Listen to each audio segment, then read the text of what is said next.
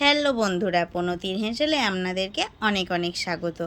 যখন ধরুন পাতুরি খাওয়ার মন হলো, হাতের কাছে যদি ভেটকি মাছ না থাকে, এই রুই মাছ থাকে, তাহলে কখনো এই রুই মাছ দিয়ে একবার পাতুরি বানিয়ে খেয়ে দেখবেন, ভীষণ সুন্দর টেস্ট হয়। তো এখানে আমি 4 পিস মতন রুই মাছ নিয়েছি। তাই কীভাবে আমি রুই মাছের পাতুরিটা বানাই সেই রেসিপিটা আপনাদের সঙ্গে শেয়ার করছি। এখানে লবণ হলুদের সঙ্গে 1 চামচ মতন দই দিয়ে ভালো করে মাছটাকে মাখিয়ে রাখলাম। আর এখানে আমি 4 চামচ মতন বড় চামচের সাদা কালো সর্ষে আর কাঁচা লঙ্কাকে বেটে নিয়েছিলাম। তবে ঝালটা কিন্তু নিজের নিজের পরিমাণ, আমাদের একটু ঝাল বেশি খায় তাই আমি একটু ঝাল বেশি দিয়েছি।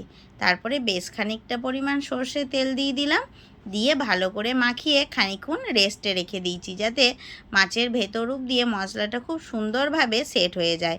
কলার পাতাগুলো একটু আমি গ্যাসে তাতিয়ে নিলাম, যাতে কলার পাতাগুলো নরম হয়ে যায়, এই যে ফোল্ড করার সময় যাতে ফেটে না যায়।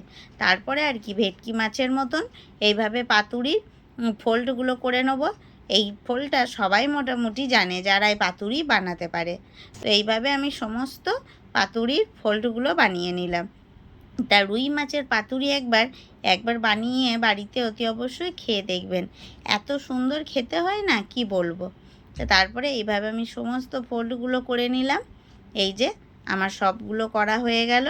আর এদিকে আমি একটা প্যান বসিয়ে নিয়েছি, দিয়ে দিলাম খানিকটা সর্ষে তেল। যেহেতু মাছটা ম্যারিনেশনের সময় সর্ষে তেল দেওয়া ছিল, তাই আর বেশি কিন্তু সর্ষের তেল দিই নেই। তারপরে একটা একটা করে সাজিয়ে দিয়ে আমি ঢাকা দিয়ে দিলাম। এইভাবে আঁচটা একদম কমিয়ে 10 মিনিট ঢাকা দিলাম প্রথমে।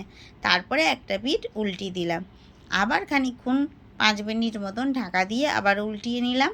তো এইভাবে উল্টিয়ে পাল্টিয়ে ভালো করে আমি মাছগুলোকে ভেজে নেব। তা দেখুন এইভাবে আমি কিন্তু ভেজে নিচ্ছি। তো এইভাবে খানিকক্ষণ করে ঢাকা চাপা দিয়ে ভেজে নিলাম। ব্যাস তৈরি হয়ে গেছে আমার রুই মাছের পাতুরি। একটা আপনাদের সঙ্গে শেয়ার করছি, দেখুন। আর মাছটার কত সুন্দর তেল বেরিয়েছে, আর এত সুন্দর খেতে হয়েছিল। তো বন্ধুরা, আজকের ভিডিওটা এই অবধি। ভালো লাগলে চ্যানেলটাকে সাবস্ক্রাইব করে একটা লাইক কমেন্ট করবেন।